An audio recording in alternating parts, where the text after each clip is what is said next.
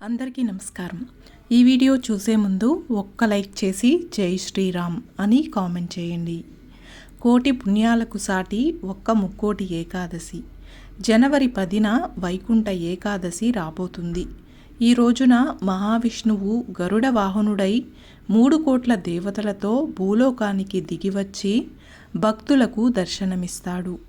ఈ ఒక్క ఏకాదశి 3 కోట్ల ఏకాదశులతో సమానమైన పవిత్రతను సంతరించుకున్నందువల్ల దీన్ని ముక్కోటి ఏకాదశి అని అంటారు.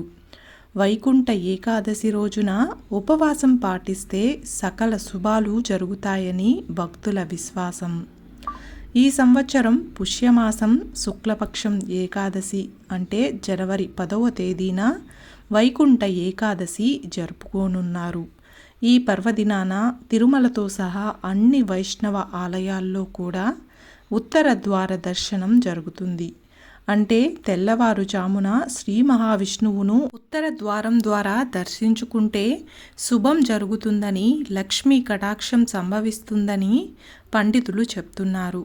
ఈ రోజున ఉపవాసం ఉండడం వల్ల మరణానంతరం కూడా వైకుంఠధామంలో స్థానం లభిస్తుందని కూడా నమ్ముతారు. ఈ రోజున లక్ష్మీదేవితో సమానమైన ఆడవారు కొన్ని మంగళకరమైన రంగు దుస్తులు, పసుపు లేదా ఆకుపచ్చ రంగు దుస్తులను ధరించడం వలన లక్ష్మీ కటాక్షం కలిగి ఇల్లు సిరి సంపదలతో నిండుతుంది.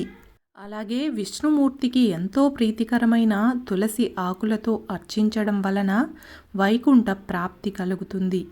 ఈ రోజున ఆడవారు తులసి పూజ చేయడం ఎంతో పుణ్యప్రదం. ఈ రోజున గోవుకు సేవ చేయడం, గోవును పూజించడం ఎంతో పుణ్యాన్ని ఇస్తుందని పండితులు చెప్తున్నారు. అలాగే ఈ రోజున లక్ష్మీనారాయణులను పూజించడం వలన వైకుంఠ ప్రాప్తి కలుగుతుందని విష్ణు పురాణం చెబుతోంది. ఈ రోజున చేసే ఉపవాసం 33 కోట్ల ఏకాదశి ఉపవాసాలతో సమానమైనదిగా చెప్పబడుతుంది. చూశారు కదండి. ఈ వీడియో మీకు నచ్చినట్లయితే ఒక్క లైక్ చేసి నా ఛానల్ని సపోర్ట్ చేయండి. ఇంకా మరెన్నో ఇంట్రెస్టింగ్ వీడియోస్ కోసం నా ఛానల్ని సబ్స్క్రైబ్ చేయండి. Thanks for watching.